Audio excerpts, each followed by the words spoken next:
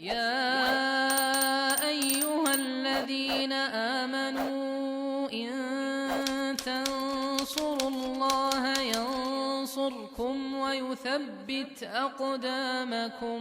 Ya, Pak saya. Ya, jadi memang di masyarakat kita ini begitu, Pak. Ketika khotib sudah mulai naik, ya, sudah mulai berkhutbah, di situ baru kota infak dijalankan, gitu kan.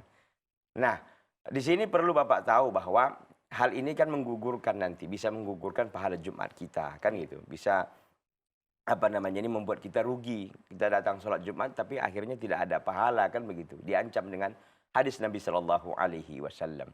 Karenanya begini Pak caranya. Jadi Bapak pilih tempat yang memang di sudut, ya, di sudut yang paling yang pertama dimulai kota impak itu, atau sudut kanan atau sudut kiri, pilih di situ, ya.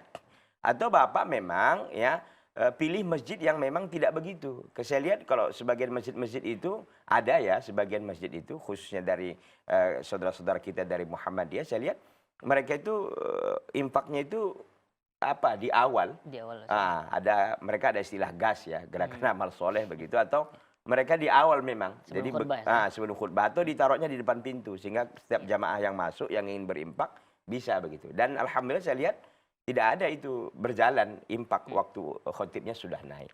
Oleh karena itu Pak, begini caranya. Jadi Bapak akali dulu. Jadi caranya tadi Bapak di awal itu, sehingga tidak nanti menggerakkan begitu kan, pilih di awal, maksudnya awal impak itu berjalan, ya.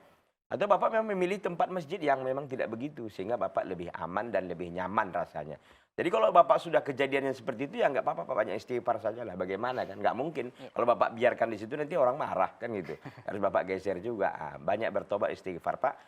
Berikutnya ini nanti Bapak pilihlah masjid-masjid yang memang tidak ada itu, atau Bapak pilih di tempat yang memang nanti nggak kena Bapak. Diusahakan seperti itu sehingga tidak menggugurkan pahala sholat Jumatnya. Wallahu ta'ala.